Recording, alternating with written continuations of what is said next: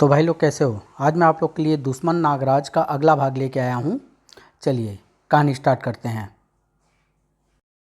रोक दे अपनी विष फुंकार और अपने आप को मेरे हवाले कर दे नागराज, वरना मेरी गर्दन। रुको, छोड़ दो ध्रुव को, मैं अपने आप को तुम्हारे हवाले करता हूँ जल्दी ही। अब तू अपने असली रूप में आ जा राक्षस पोटंकी। यह क्या, ये ध्रुव नहीं था? धोखा दिया तूने मुझे। यह तो हम राक्षसों का काम ही है नागराज। पहले वाले नागराज को भी मैंने ऐसे ही वश में किया था और अब तुझे भी मैं वैसा ही राक्षस बनाऊंगा। अब तक तो मेरे गुलाम नागराज ने उन देव मानव की जोड़ी को खत्म कर दिया होगा। अब वह आज के महानगरों में जाकर आतंक फैलाएगा और हम जनता को पाताल नगरी में पनाह देंगे और उनको भी राक्षस बनाकर अपनी आबादी को बढ़ाएंगे। ऊपर नागराज तो हमको बहुत ज़बरदस्त कैद में जकड़ गया है। इससे जल्दी ही आज़ाद होना पड़ेगा, वरना उधर नागराज लाखों महानगर वासियों की जान ले लेगा और उधर विभत्सु का कोई ना कोई राक्षस आकर हमारी जान ले लेगा। लेकिन इन सर्प बंधनों को खोले तो कैसे? तुम्हारा आग्नेयास्त्र ये तुम्हारा कवच जला सकता है या नहीं? नहीं, तब तो हम आज़ाद हो सकते हैं। आग्नेयास्त्र का वार सर्पों को जलाकर इस रस्सी को तोड़ देगा और तुम आज़ाद हो जाओगे। फिर ऐसे ही तुम मुझे आज़ाद कर देना। जल्दी ही आज़ाद हो गए हम। मैं अभी स्वर्ण नगरी जाकर मदद लेकर आता हूँ। अरे, यंत्र में कुछ खराबी हो गई है, द्वार नहीं बन रहा है। कि किसी दूसरे तरीके से तुमको स्वर्ण नगरी पहुँचने में समय लगेगा और तब तक नागराज आधे महानगर को शमशान बना डालेगा और आधे को कब्रिस्तान। अब हम पहले नागराज को रोकेंगे, आओ। महानगर पर खतरा मंडरा रहा था। मम्मी देखो, नागराज न्यू हेयर स्टाइल में है। नागराज, वाऊ, काश इस वक्त वहाँ पर कोई सुपर विलेन आ जाए तो मैं नागराज को एक्शन करते हुए भी देख लूँ। फिलहाल दूसरे सुपर विलेन की ज़रूरत नहीं थी। इस वक्त नागराज खुद ही एक सुपर विलेन बना हुआ था। ओह भागो, नागराज पागल हो गया है। नागराज का कहर बढ़ता ही जा रहा था। यह तो नागराज है, यह क्या कर रहा है? पानी में अपने विष को मिला रहा है। इसका जरूर कोई अच्छा कारण होगा। नागराज कभी कोई गलत काम नहीं करता। अब वह पानी में ध्वंसक सर्प छोड़ रहा है, पानी को भाप में बदल रहा है। पर क्यों? भाप हवा में ऊपर उठती चली गई और बादलों का रूप धारण करने लगी और फिर सांपों द्वारा हलचल पैदा करते ही महानगर पर विष अम्ल के बादल बरसने लगे। ओह, सड़कें गल रही है, इमारतें गल रही है, जल्दी ही छिपने की जगह भी नहीं बचेगी। फिर हम कहाँ जाएंगे? जवाब आकाश से गूंजा, इस मुसीबत से सिर्फ एक ही जगह तुमको बचा सकती है मानवो, पाताल नगरी। तुम्हारे सामने धरती का गर्भ अभी फूटेगा, वही रास्ता है पाताल नगरी का, चले आओ। ओह, किसी ने बादलों पर आग के गोले दागे हैं, बादल बिखर गए हैं, अब हम सुरक्षित हैं। महानगर अब सुरक्षित ही रहेगा। तुम आज़ाद कैसे हो गए? इस आग्नेयास्त्र के जरिए। तुमने नागराज की शक्तियों को ठीक से समझा नहीं है, वरना मुझसे टकराने की मूर्खता नहीं करते। आग्नेयास्त्र गिर गया। अब तू इस धरती से उठने वाला है। ध्वंसक सर्पों के उस गुच्छे को स्टार लाइन ने बीच में ही रोककर उसका रास्ता और निशाना दोनों ही बदल दिया। इसको स्वर्ण पास में कसकर अपने वश में कर लो धनंजय। मैं भी यही करने वाला था ध्रुव, अब नागराज का आतंक थम जाएगा। अरे, स्वर्ण पास किसने पकड़ लिया? मैंने। मेरे रहते नागराज को मौत भी नहीं छू सकती। तेरा तेरा स्वर्ण पास अब नागराज के नागों के बीच में है, उठा सकता है तो उठा ले। मेरे मानसिक आदेश पास तक नहीं पहुंच पा रहे हैं। जरूर इन सर्पों में भी मानसिक शक्ति है जो व्यवधान पैदा कर रही है और इनके बीच में हाथ डालकर स्वर्ण पास को उठाना कुछ खतरनाक लग रहा है। इनमें आ चुकी राक्षसी शक्ति के कारण इनके दांत मेरे कवच को फाड़कर विष मेरे शरीर में पहुंचा सकते हैं। स्वर्ण पास को फिलहाल भूलना ही उचित है। नागराज संभल रहा है, जल्दी ही कुछ करना होगा धनंजय। मेरी मणि इसका प्रयोग मैं अभी तक नहीं कर रहा था क्योंकि यह मणि स्वर्ण नगरी से शक्ति सोखती है और फिलहाल स्वर्ण नगरी से हमारा संपर्क कटा हुआ है, लेकिन इसमें अभी भी अपनी थोड़ी बहुत शक्ति मौजूद है। यह नागराज की राक्षसी शक्ति को काटकर उसको थोड़ी देर तक उलझन में डाले रहेगी और नागराज वार नहीं करेगा। उसी बीच मैं स्वर्ण नगरी जाकर मदद ले आऊँगा। हम दोनों को ही जाना होगा धनंजय, क्योंकि मैं डॉल्फिन से बात करके ऐसी सवारी का इंतजाम कर सकता हूँ जिसमें हम जल्दी ही स्वर्ण नगरी पहुँच सकें, वरना तुमको स्वर्ण नगरी पहुँचने में समय लगेगा। ठीक है, फटाफट चलो, हमको मणि का प्रभाव खत्म होने से पहले वापस भी आना है। ध्रुव और धनंजय ने स्वर्ण नगरी तक का रास्ता तय करने में बिल्कुल भी समय नहीं गंवाया, लेकिन उनकी यह जल्दबाजी किसी काम नहीं आई। विभीषु ने हमको चेतावनी भेजी है, अगर देवों ने राक्षसी नागराज को रोकने की कोशिश की तो दैत्य भी उसको बचाने के लिए महानगर जा पहुंचेंगे, और फिर दैत्य और देवों के युद्ध के कारण जो भी निर्दोष मानव मारे जाएंगे उसके लिए देव जिम्मेदार होंगे। विभीषु हमको ब्लैकमेल कर रहा है। ब्लैकमेल, इसका अर्थ क्या होता है? अर्थ समझना छोड़िए, पहले महानगर को बचाने का तरीका सोचिए। नागराज को कैसे रोका जाए? नागराज को सिर्फ नागराज ही रोक सकता है। वो नागराज जो पताल नगरी में जाकर खुद ही राक्षस बन चुका होगा, वह क्यों बचाएगा महानगर को उस दूसरे राक्षस नागराज से? अगर ऐसा है तो भी नागराज को पताल नगरी से बाहर निकालना ही होगा, ताकि वह फिर से एक होकर अपने ऊपर काबू पा सके। नागराज अपने आप तो पताल नगरी से बाहर आ नहीं सकता, उसको लाने पताल नगरी में जाएगा कौन? जो भी जाएगा वह खुद भी राक्षस बन जाएगा। मैं जाऊंगा धनंजय, और मैं राक्षस भी नहीं बनूंगा। यह कैसे संभव है? संभव है, सिर्फ स्वर्ण नगरी के विज्ञान को मेरी मदद करनी होगी।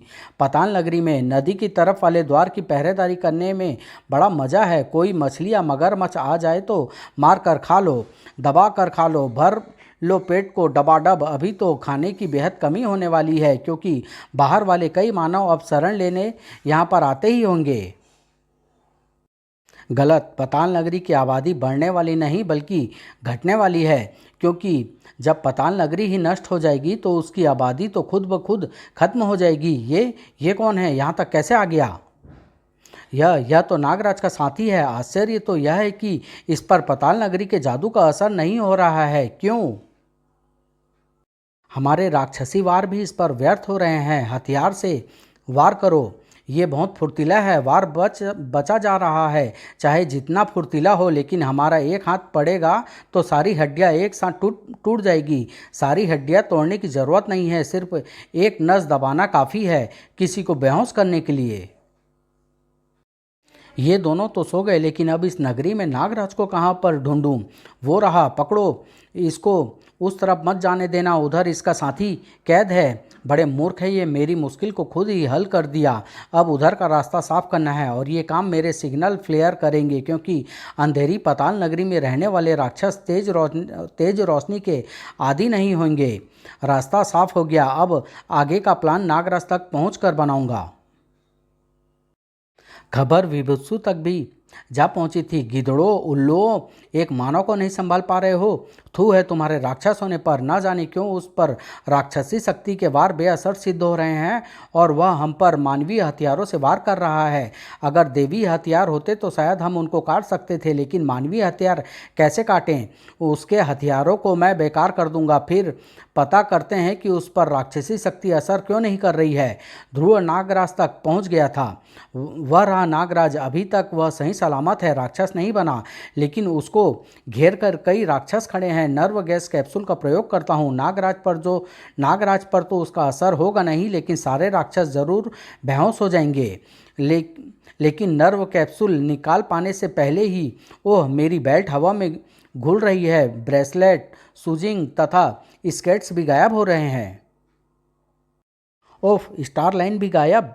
ये सारी चीज़ें अपने आप गायब नहीं हो रही है, बल्कि मैं इनको गायब कर रहा हूँ। हाँ राक्षसों, अब पकड़ लो इसको। बड़ा साहसी है तू। नागराज को आज़ाद कराने आया था, लेकिन नागराज के बंधनों को सिर्फ ये श्रृंगी बहाली ही तोड़ सकता है, और इसको तू हासिल नहीं कर सकता हूँ। तू इसको छोड़ेगा और मैं इसको पकड़ूंगा। ये नागराज इसको एक बार मेरे हाथ से गिरा चुका है, तब से मैंने इसको अपने हाथ से चिपका लिया है। इसको कोई राक्षसी शस्त्र काट नहीं सकता, और तेरे पास मानवीय शस्त्र है नहीं, इसलिए तू श्रृंगी भाल पर से ध्यान हटा और बता कि तुझ पर राक्षसी शक्तियों का असर क्यों नहीं हो रहा है। नदी के तल में तैर रहे उस मंत्रित जल के कारण जो इस नगरी में भरा था, और जिसमें राक्षसी शक्तियाँ सोखने के गुण हैं, मेरे शरीर के ऊपर देव ऊर्जा की एक परत चढ़ी हुई है, जिस पर वह पानी की परत चिपकी है, और वह परत राक्षसी ऊर्जा को सोख रही है। हाँ, और इसी जल कवच को पहनकर देवों की सेना भी अब पताल नगरी में प्रवेश करने ही वाली है। ओह, बड़ा शैतानी दिमाग है इस मानव का, बांध दो इसको भी। ये और नागराज बंधक बनकर हमारी नगरी को बचाएंगे।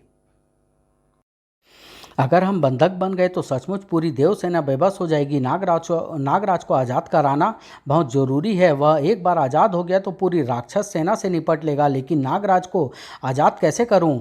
आहा, किस्मत मेरे साथ है। अगले ही पल ध्रुव का कालाबाज शरीर मछली की तरह राक्षसों की गिरफ्त से फिसल गया। और अरे अरे, मेरा सरंगी भाल कट गया कैसे? यहाँ पर ऐसा कौन सा हथियार आ गया जो इसको काट सके? यह हथियार मेरा वह ब्रेसलेट है जो पहले वाले नागराज के साथ पाताल नगरी में आ गिरा था। किस्मत से यह मुझे यहाँ पर पड़ा हुआ दिख गया। ओह, सरंगी भाल का नागराज से स्पर्श हो गया है और नागराज आज़ाद हो गया है। रक्षराज रक्षराज, नदी द्वार की तरफ से देवों की सेना अंदर आ रही है। ओह, हम देवों की मदद करेंगे यह लड़ाई जीतने में। नहीं नागराज, यह लड़ाई तो बहुत समय तक चलेगी। फिलहाल तो हमको महानगर पहुंचना है जहां पर तुम्हारा दूसरा राक्षसी रूप कहर बरसा रहा है। ठीक है, बताओ तुम किधर से पाताल नगरी के अंदर आए थे? उधर से बाहर जाना अब संभव नहीं है क्योंकि वह जगह अब देवों और दैत्यों की भी लड़ाई का मैदान बन चुकी है।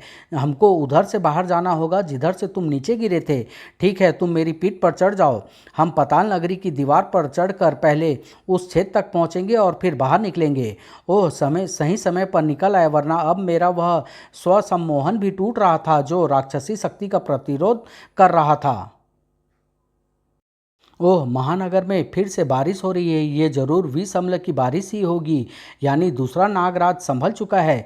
विषअम्ल की वर्षा? दूसरा नागराज अपने विष के बादल बनाकर उसको महानगर पर बरसा रहा है। अब समय व्यर्थ नहीं करना चाहिए। आओ नागराज, हमें महानगर को बचाना है।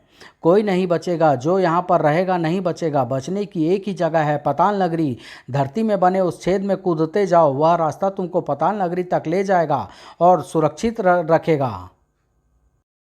पाताल नगरी तो अब असुरों तक के लिए सुरक्षित नहीं है, मानवों के लिए तो मैं महानगर को ही सुरक्षित कर दूंगा, तुमको अपने अंदर मिलाकर। ओह, तो तू मुझे रोकने आया है? लेकिन मैंने विष अम्ल की जो बारिश दोबारा शुरू की है उसको रोकने की शक्ति तेरे पास है ही नहीं। मेरे सर्प एक सर्प आवरण का निर्माण कर देंगे जो महानगर वासियों को बादल खत्म होने तक घातक वर्षा से बचाए रखेगा। और ऐसा करने से तेरे शरीर के सर्प भारी मात्रा में बाहर निकलेंगे और तू कमज़ोर होकर मेरे हाथों से पीटने लगेगा। ओह, मुझे सांप छोड़ना रोकना पड़ेगा, लेकिन फिर ये अम्ल विष की बारिश कैसे रुकेगी? इसको मैं रोकूंगा नागराज। शीतनाग कुमार का फन खुला और अम्ल विष की तरल बूंदें ठोस बर्फ में बदलने लगी और हवा के झोंके बर्फ के उन तैरते फाहों को समुद्र की तरफ उड़ा ले गए। अब महानगर सुरक्षित है, लेकिन तुम सुरक्षित नहीं हो राक्षसी नागराज। सोडांगी के सामने बढ़ चढ़कर मत बोल शीतनाग कुमार। पिरामिडों की रहस्यमय शक्तियाँ मेरे साथ है जो तेरी शीत शक्तियों का मुकाबला करेगी। शीतनाग कुमार का फन जब खुलता है तो किसी भी वार को सोख सकता है। यही मैं चाहती हूँ। सोख मेरी पिरामिड तरंगों को और सुई चुभे गुब्बारे की तरह फट जा। सोडांगी और शीतनाग कुमार के टकराव के साथ साथ दोनों नागराज का युद्ध और भयंकर हो गया था।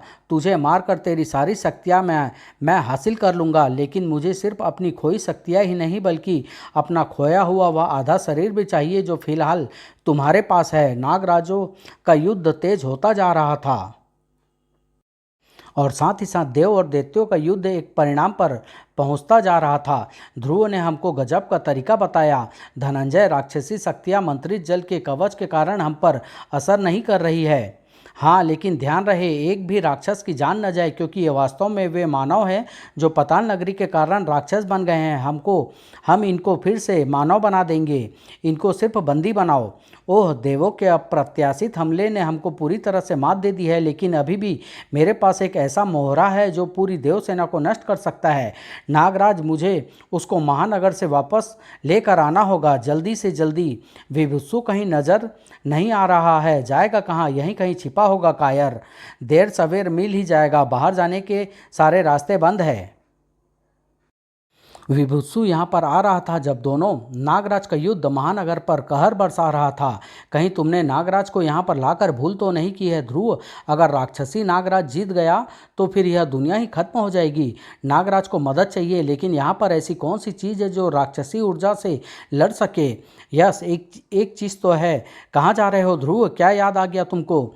जल्दी ही। हाँ, धनंजय का पास अब तक यहीं पड़ा है, लेकिन इसको नागों के पहरे से निकालूं कैसे? स्टार ब्लेड्स को तो ये फुर्ती से मुंह में पकड़ पकड़ ले रहे हैं। इनसे तो इनके जैसे सांप ही लड़ सकते हैं, पर वे आएंगे कहाँ से? याद आ गया, महानगर में तो नागराज के जासूस सर्प चप्पे चप्पे पर फैले हुए हैं। नागराज उनसे मानसिक संकेत द्वारा संपर्क करता है। मुझे भी कुछ ऐसी ही कोशिश करनी होगी। हे भगवान, मेरी कोशिश को सफल करना। ध्रुव की प्रार्थना और प्रयासों का जवाब जल्दी ही आ गया। जासूस सर्पों के रूप में ओह सर्प सेना आ गई और बुलाने का कारण भी समझ गई है। ये दूसरे नागराज के राक्षसी सर्पों को खदेड़ रहे हैं। अब मुझे नागराज की मदद करनी होगी। स्वर्णपाश से राक्षसी नागराज को गुलाम बनाकर उसको काबू में करना होगा। लेकिन अब काम इतना आसान नहीं रह गया था, क्योंकि राक्षसी शक्तियाँ दोगुनी हो गई थी। मैं आ गया हूँ, अब दबोच ले इस नागराज को और एक हो जा, फिर हमको देवसेना को परास्त करने चलना है। ओह, अब मेरी आधी शक्ति तो विभुत्सु की राक्षसी ऊर्जा से लड़ने में जा रही है और यह नागराज मुझ पर भारी पड़ता जा रहा है। हम दोनों के शरीर एक हो रहे हैं और राक्षसी शक्तियाँ मुझ पर हावी हो रही है। तभी बस अब असुरी शक्तियाँ भी स्वर्णपाश की गुलाम है। ये तुम पर हावी नहीं हो पाएगी नागराज। अब तुम राक्षसी नागराज को अपने अंदर खींचने का प्रयत्न करो। नहीं, ऐसा नहीं होगा, नहीं होगा ऐसा। असुर पास राक्षसी नागराज को अलग खींच लेगा। ओह, इसकी शक्ति मुझसे कई गुना ज़्यादा है। यह दोनों नागराजों को अलग अलग करने में सफल हो जाएगा। ऐसा नहीं होगा ध्रुव, अब मैं भी तुम्हारे साथ हूँ। धनंजय, तुम आ गए? हाँ ध्रुव, मैं तो पाताल नगरी को नष्ट करने के बाद अपना पास लेने यहाँ आया था। किस्मत से विभुत्सु भी यहीं मिल गया। अब नागराज बचेगा और विभुत्सु नष्ट होगा। हमारा प्रयास दोनों नागराजों को एक करना है और उसमें हम विफल हो रहे हैं। ऐसे तो दोनों नागराज अलग अलग ही रहेंगे। फिर क्या करें ध्रुव? स्वर्णपाश को ढीला छोड़ दो जल्दी। स्वर्णपाश को ढीला छोड़ते ही सारा खिंचाव एक ही दिशा में केंद्रित हो गया और इस जोरदार झटके से नागराज के दोनों शरीर एक हो गए। और इस झटके से संभल पाने से पहले ही विभुत्सु खुद स्वर्णपाश की कैद में था। नागराज को राक्षसी शक्ति से आज़ाद करो विभुत्सु। उसकी आवश्यकता नहीं है धनंजय। राक्षसी शक्ति वाला नागराज मेरे अंदर समा चुका है। अब सम्मोहन द्वारा स्वयं को दिया गया मेरा आदेश उन शक्तियों को काबू में रखेगा, जब तक वे खुद पूरी तरह से नष्ट नहीं हो जाती। और विभुत्सु को हम काबू में रखेंगे, उसके भाई राक्षस चंडकाल के साथ साथ। समाप्त।